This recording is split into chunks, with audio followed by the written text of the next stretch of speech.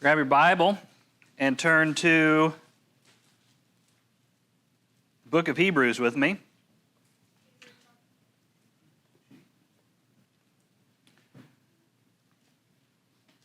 And while you're turning there, while I'm turning there, I want you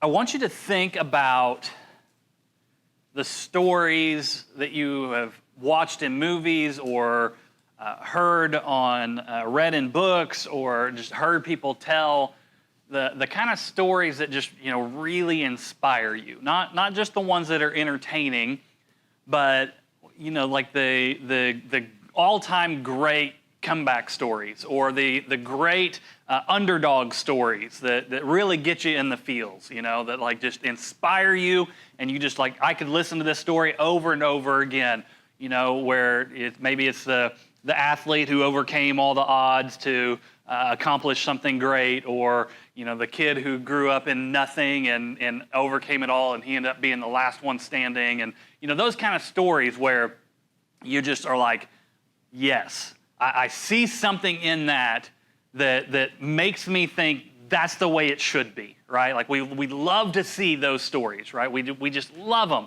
For me, it's Frodo Baggins, right? Frodo is the ultimate story of somebody small, somebody insignificant who is up against insurmountable odds, that there's no world in which he could actually accomplish what he was supposed to accomplish, and yet he does. And by the end, when he's in Mount Doom and that ring goes in the fire, spoiler alert, you just are like, yes, this is what life should be, right? We love those kind of stories. We just simply can't get enough of those most of the time, right? How many of you like those stories? Yeah, all of us, right? Because that's just something about us in our human nature. Something about those kind of stories, they echo something deep, some deep reality for us, right? That we are made for more than where we are currently at. That we see this gap between where we are right now and where we feel like we should be, or it's something that we could attain or aspire to, of some better reality out there for us, right? And that's attractive to us. So we love hearing those kind of stories. That's not, we don't like, most of the time, we don't like the stories that end unresolved, or that end on a bad note. You want to see the good guy win in the end. You want to see the guy get the girl. You want to have these good, happily ever after kind of endings, because that's what we're drawn to. But the reality is, even in those stories, the gap still exists, right? When you watch those kind of stories, if you were to follow, they're just kind of a blip on the radar, but if you were to follow them out, the hero ultimately dies. A lot of times the relationship that we've been watching for the last 90 minutes or an hour and a half, 2 hours trying to figure out if they're ever going to be able to make it work, and they finally do in the end, that ends up dissolving over time. Which, by the way, sidebar here, I love a good chick flick. I like the good, the relationship tension in shows. I absolutely hate it in like series-based shows or season-based shows where they have this romantic tension through the whole thing, and by the end they finally get together and you feel like, hey, it's all going to work out. They finally resolved it. They're going to be together forever. And then you go to the next season and the protagonist is there, and whoever that relationship interest was isn't even in the cast, right? Like, come on. What is, and then they have to develop a whole new interest, and sometimes there's just sloppy writing, like, oh, well, we tried and it didn't work out. Most of the time, they don't even mention it at all, right? I hate that, don't you? Sidebar over. We're getting back to the Bible now. But that does kind of bring out the point here, right? That there is still a gap. None of these stories, as much as they inspire us, as much as we like them, none of them actually close the gap. And the reason is we can't.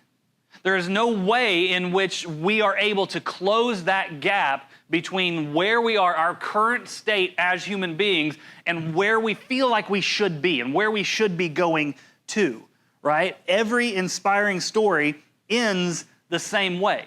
It's partial, or it's incomplete, or it's not a perfect fairy tale ending. There is some element of it that just doesn't work out. The gap is still there.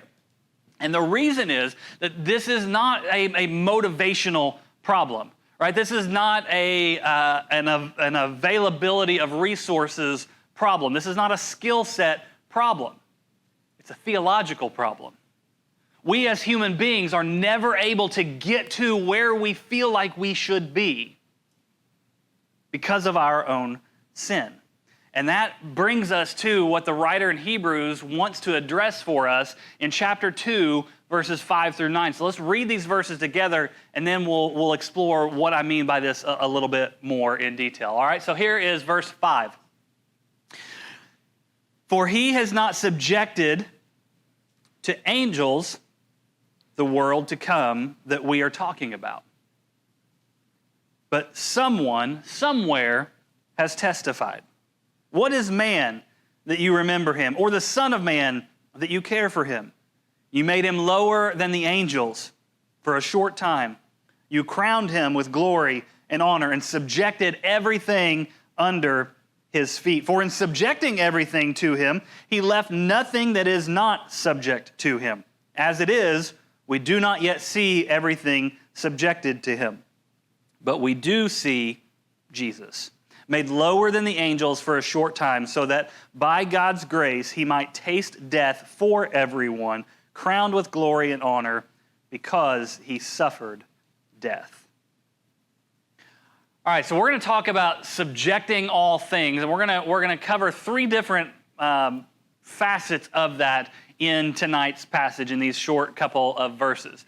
So as we're working our way through Hebrews, I want to bring to your recollection what we've talked about before in chapters 1 and the first bit of chapter 2 about Jesus being supreme over everything. He is better than angels. He is better than prophets. He's better than the law. He is better than everything out there. He is the only one who was not created. He is God himself, and he is over everything. Nothing else is even in the same category as Jesus. You cannot compare Jesus to anything because he is categorically different from all else, right? And so now he says he wasn't to the angels that the world that we're talking about, this future reality of who humanity should be, is not subjected to angels. It's subjected to Jesus.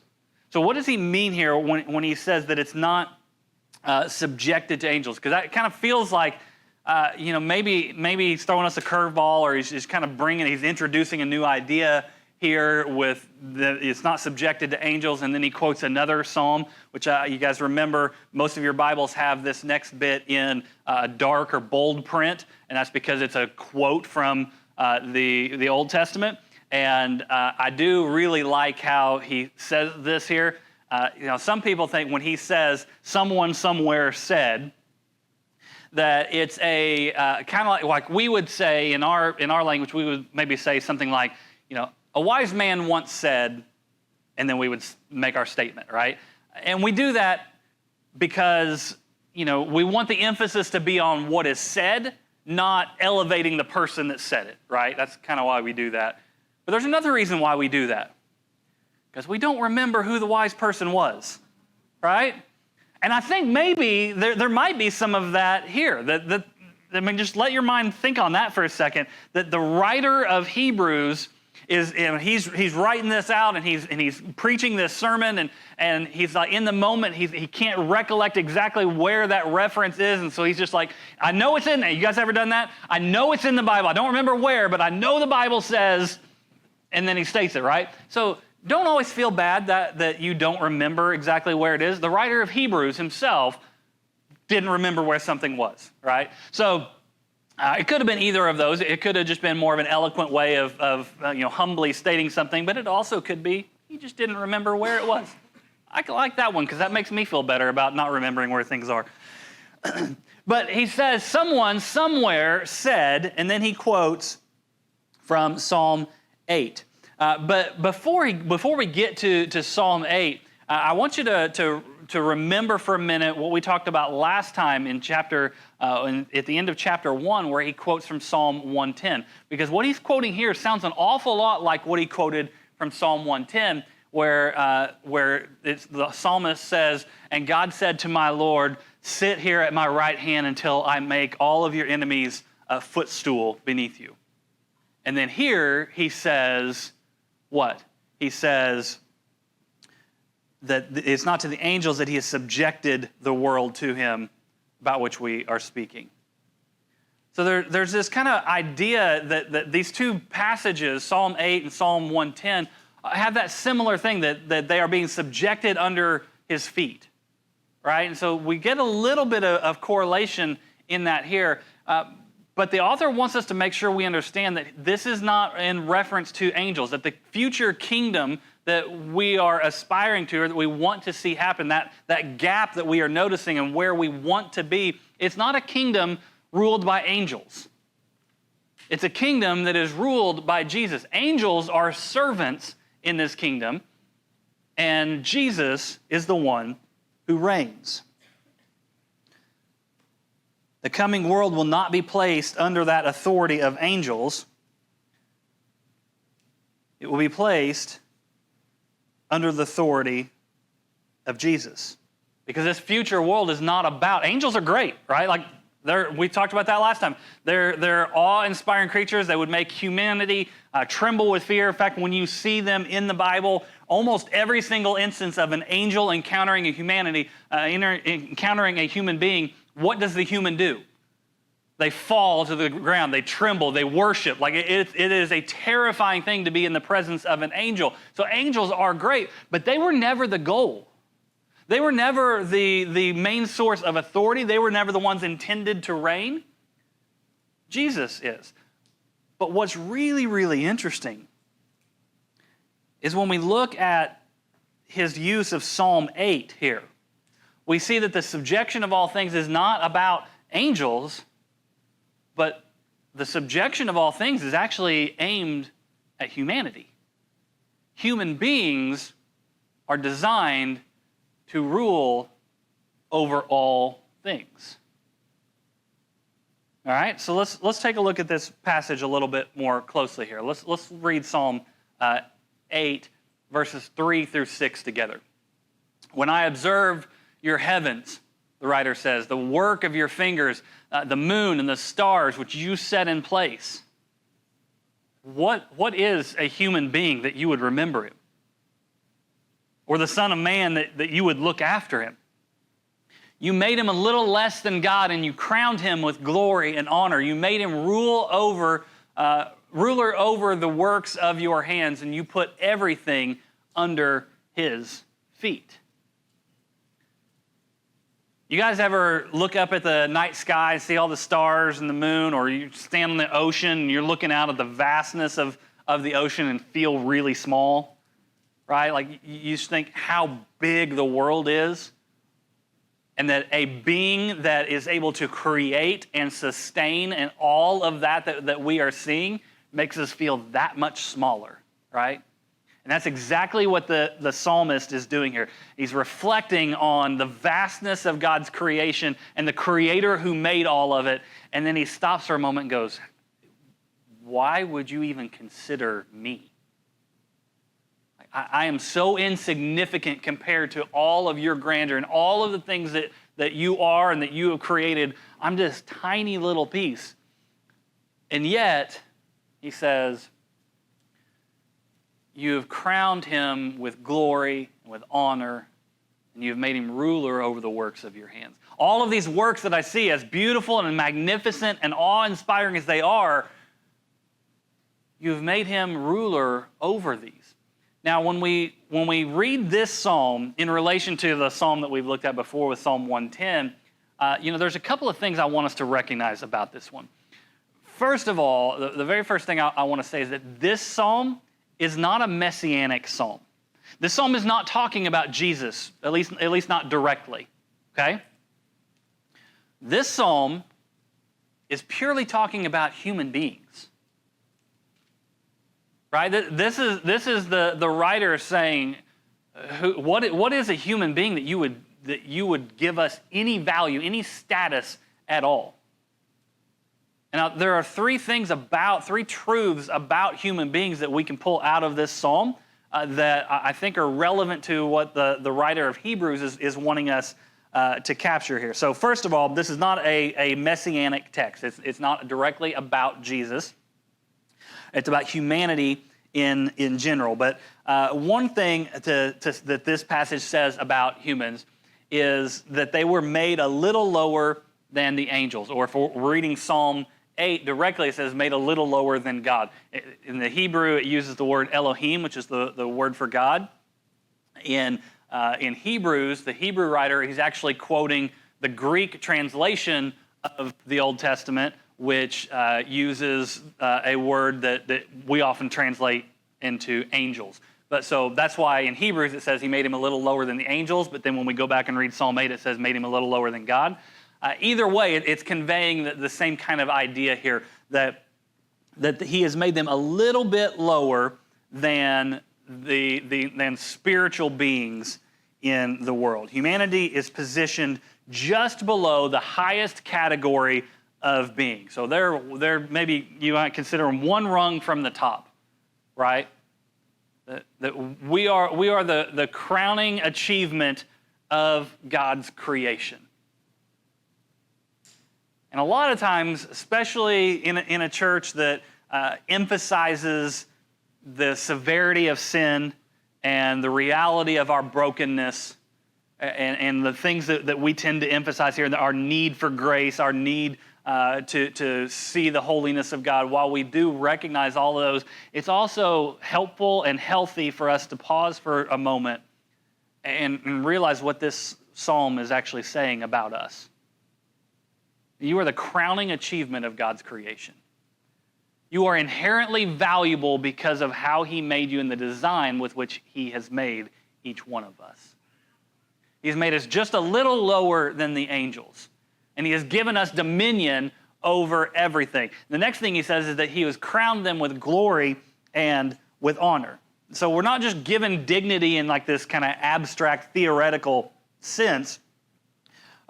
We're actually crowned. That's royal language, that there is a royalty to humanity over all of creation.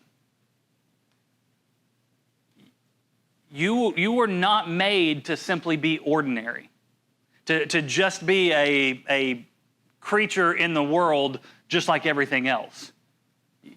You, as a human being created in the image of God, you have a unique standing in the created order. You are made to reflect the glory of God in the world. That's part of what it means to be an image bearer. To bear the image of God is to convey God's glory throughout all of creation. And then he says, everything is subjected under his feet. We as human beings are given, and this echoes back to Genesis chapter 1, right? That we are, as human beings, are given dominion over the whole created order. Every creature, every system that exists within nature is placed under humanity's stewardship. That's the design. That's God's intention in all of it. That's what human beings are supposed to be. But we don't always see it that way, right? We were designed to carry the glory of God.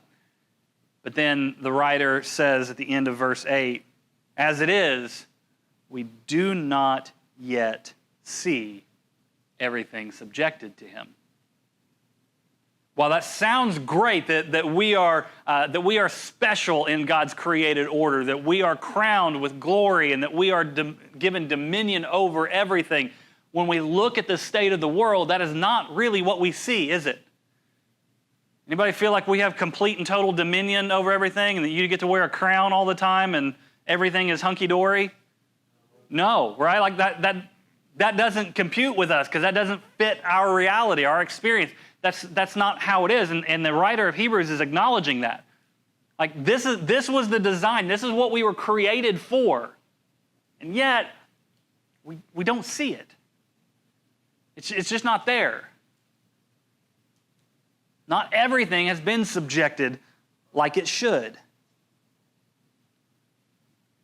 And the sad reality is we all know it, right?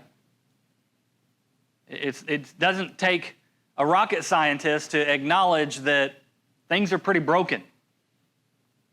That we are not living into that potential that God has created us to be at. Which I think is part of why we like those kind of stories that show someone who does achieve their maximum potential, because it gives us a glimpse of, man, if I could just have that, that would be great. The first human beings were given a very clear mandate to bear the image of God, to exercise dominion, to fill the earth with God's glory, and they failed. And that has fractured all the way down over generation, over generation, over generation to us who sit in this room tonight, and we experience that same failure of a broken order where we are not accomplishing what God has designed us to do. And herein lies the critical juncture for the Christian faith. That we were made for glory, but we live in the gap. And there's not a dang thing we can do about it. We cannot fix it. No matter how many times you watch Rudy, you're never going to get to be the one hoisted up on the shoulders of everybody at the end of the day. Right? It cannot happen for us as human beings. Our sin has corrupted us to the point that that becomes an impossibility. We cannot achieve this on our own. Which raises the question, can anyone? Is there a way to resolve this story so that it does have a happy ending that we so desperately want to see? And the answer, of course, is there is someone. And the writer of Hebrews is about to tell us who. And that is in verse 9, where we see, let's pull verse 9 back up there, Jesse. So no, as it is, we don't see it. We don't see things working perfectly the way they were designed to. Everything is broken. But we do see Jesus. We see Jesus who himself was made lower than the angels for a short time. Again, many of your passages will have that bold as well, because he's going right back to the whole verse that he just quoted, and he's assigning pieces of that verse to Jesus, right? That he was made lower than the angels. What is he saying there? Jesus was human. If Psalm 8 is about humanity, and now here again he's quoting, saying Jesus reflects this, Jesus being human, so that by God's grace he might taste death for everyone, crowned with glory and honor. There's that glory and honor piece again, because he suffered death. And here's the subjection of all things that we see here, that it was ultimately fulfilled in Jesus, who is the ideal human, or the ultimate human. So what we see in Psalm 8 is the way humanity is supposed to be. But the writer says we don't see that because humanity is broken. But we do see it in Jesus, who was human, who lived it perfectly. Psalm 8 has always pointed toward a specific person. It talks about humanity in general, but it also points directly at a specific person, the one who is able to actually do what none of us could and what none of us can or will ever be able to do. And that's the beauty of what the writer of Hebrews is getting to here, is that there is a gap between who we are, where we are, and what God has designed us to be, but there's also someone who was able to bridge that gap and be able to complete and fulfill what it was that humanity was established to do. We see Jesus. He is the ideal image bearer. He is that true Davidic king. He is the one human being who actually fulfilled the mandate that was given to the first Adam. Now, a lot of times we spend so much of our time, and we'll talk about this a lot more next week, but we spend a lot of our time thinking about Jesus and his divinity. Right? And in fact, that's what the whole everything we've talked to up to this point, the first 20 some odd verses of this book have been about his superiority over all things, and that he is eternal, that he is uncreated, he is the creator of all things. And so we've emphasized his divine nature and that Jesus is himself God. But we sometimes lean so far into that we ignore or we forget maybe that he was also human. And that's what the writer here is pulling us back to. Like, hey, guys, remember, Jesus, while he is superior to all, while he is God, while he is above all things, he also is a man. He is a human being. We'll talk more about that next week. But this passage right here reminds us of a very similar train of thought that the Apostle Paul was fond of talking about. He did it in Romans chapter 5 and in 1 Corinthians 15.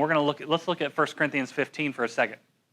1 Corinthians 15, 45 through 47, Paul said, "So it's written that the first man, Adam, became a living being, and the last Adam became a life-giving spirit. However, the spiritual is not first, but the natural, and then the spiritual. The first man was from the earth, a man of dust. The second man is from heaven." So we see in the theology of the writer of Hebrews something that very much aligns with the theology of the Apostle Paul, where you have these two men or two human types that kind of set the tone for how we understand Christian theology and how it works. You have the first man, Adam, who was given a mandate in the garden, right? And Adam was given everything, right? He was given the garden. He was able to name all the animals. A helpmate was created for him. He was given everything, the image of God, dominion over it all, and an unbroken relationship with God. And he was given the mandate to fill the earth with God's glory, and he failed. And he handed his authority over to someone who had no right to it, right? And that fracture affects every single one of us. But the last Adam, Jesus,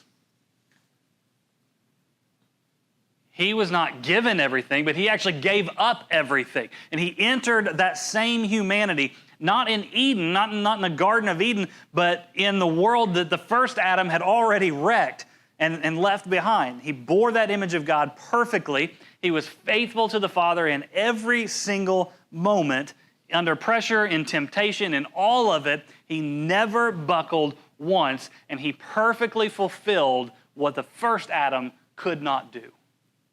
That is who Jesus is. So while Adam reached for glory that he had not earned, Jesus submitted to suffering that he did not deserve, and he did so for us and on our behalf. And so the result of that is that Jesus was crowned with glory and honor, not despite his suffering, but because of it and through it. And that path to that crown ran directly through his cross. Jesus is the first and only human being in all of history to actually fulfill what Psalm 8 is describing here. And that is what the entire Christian theology of salvation hinges upon. Whether or not Jesus was able to fulfill exactly what God's design for humanity was supposed to look like. So the writer of Hebrews tells us that he accomplishes this. And so if everything is subjected, this leads us to another valid question. If everything is subjected under his feet, if he is the ruler over all things, why do bad things still happen? Why does Jesus seem to be silent when his people suffer? What is going on here? Is he indifferent to it? Does he not care? Is he not really in charge of everything? How are we supposed to wrestle with it? How are we supposed to think through these kind of issues? And this is what theologians refer to as the already but not yet paradox, where we see that Jesus is already the king over everything, even though we don't yet see everything that is under his rule. Okay? That's the already but not yet paradox. And here's what the psalmist, what the writer of Hebrews alludes to from the Psalms in this passage. So in the already sense, we see that Jesus has already fulfilled humanity's calling.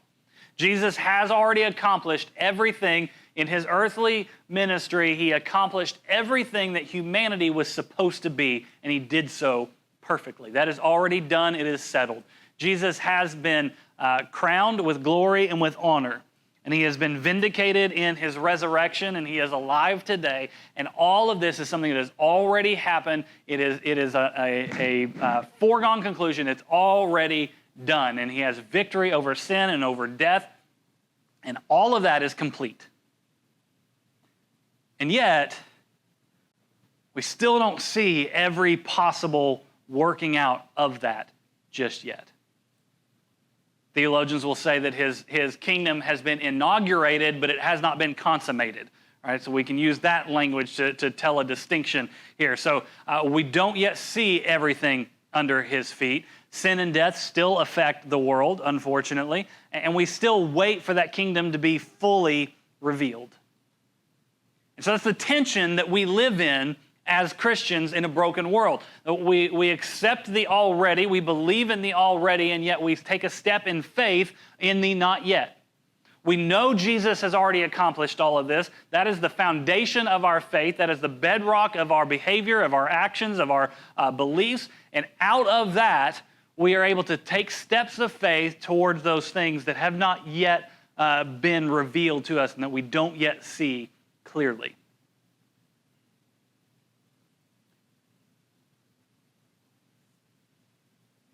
We don't yet see everything in subjection, but we do see Jesus crowned with glory and with honor. The already is the ground on which we stand while we wait for the not yet. In fact, I would tell us there is something encouraging and something maybe even motivating for us in learning how to live in the middle of the already but not yet. Because when we look around and we see pain and we see suffering and we see hardships happening to people who don't deserve it, sometimes maybe even ourselves, but we look at the brokenness of our world and the suffering taking place in our world, and we wonder why God's not stepping into it. It can be hard to wrap our heads around how God is already ruling over everything, and yet stuff like this is happening, right? And here's the best pastoral advice I can give us when we think about those things. That we need to rest in the already while we hope in the not yet. Rest in the already while we hope in the not yet. So that gap between what humanity is and what humanity was designed to be has already been accomplished in Jesus.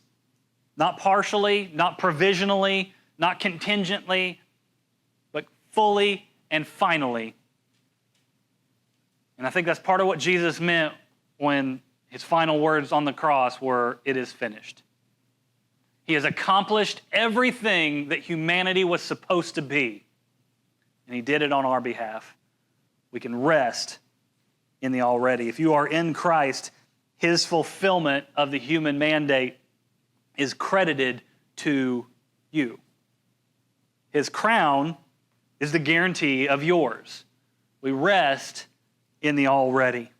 You don't need to earn anything additional. It's already yours because of Christ. the gap that you feel in yourself of how I'm not where I'm supposed to be, and I'm broken beyond measure, and how could God possibly love me? You can put that to rest because of what Christ has done for you. But we also hope in the not yet. We don't see everything being subjected under his feet the way that we would think it should be. The world still groans. Suffering is still it's still real. But the not yet is not an open question of, well, will it happen? Won't it happen? Who knows? It is a closed question of, it is going to happen. It just hasn't happened yet. It's a guaranteed future. The one who is already crowned is reigning right now. We just have not seen the full consummation of that reign. And these Cinderella stories that we like to see, or these underdog stories that we like to see, I think give us an echo of what the design is supposed to be, right? And I want to make sure we understand what the writer of Hebrews is telling us here, that Jesus is that fulfilled design, completely and perfectly. The humanity that's described in Psalm 8 is one that we don't see because of sin. But the Jesus of Hebrews 2, we do see because of grace. So we trust in his grace, we hope in his grace, and we know that because of his grace, our story doesn't end with a gap, it ends with a crown. And that's enough for us to rest in.